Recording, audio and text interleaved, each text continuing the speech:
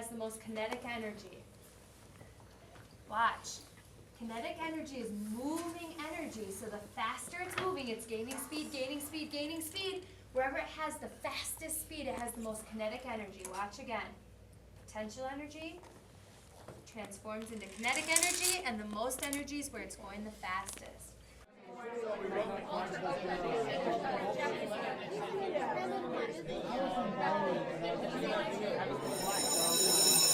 I'm Rachel Stange, and this year I'll be teaching Launch, which is part of Project Lead the Way. It's the elementary part. It's a program in which students do hands-on experiments and problem solving in the STEM concepts: science, technology, engineering, and math. The Project Lead the Way has an APB approach, which is an activity problem-based approach. So you start by giving the kids the tools they need in order to learn a new concept. Things like forces or light and sound. Then once they've learned the tools they need, they're given a problem in which they have to solve a real world issue. So they learn the tools they need in order to become better critical thinkers. Basically what we're doing is we're talking about potential and kinetic energy. And in our class today, we're studying about collisions, like what will happen when things collide together. Beforehand, we actually tried an egg experiment when we put an egg in a bag and rolled it down a ramp into a wall. And it took us 2 tries to try to crack it. And we discovered why. And we were trying to figure it out in all of our groups. We have tons of groups around us, and we try to figure it out together. Success will be measured by student enthusiasm. If they are pumped about science and engineering, we know we've done our job. There's so much learning involved in this that just happens organically.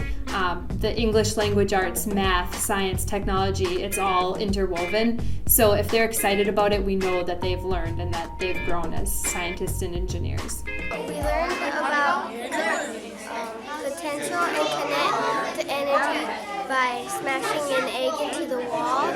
And potential energy is like when you're at the top of a ramp, like you have to encourage yourself to do it. Kinetic energy is like going in a different way and going faster. A lot of research has gone into Project Lead the Way. It's been in the high schools for 20-some years, and now for the last 3 years has been in elementary. And the research indicates that students who are enrolled in Project Lead the Way are more likely to succeed in post-secondary and to choose careers in engineering and technology and science, which are the fields that are growing rapidly and the fields that will face them as they grow up. Tell me about it. We put it up in the sky, and then it dropped, and then it came down. So where was the potential energy? At what point? Why at the top, Alice?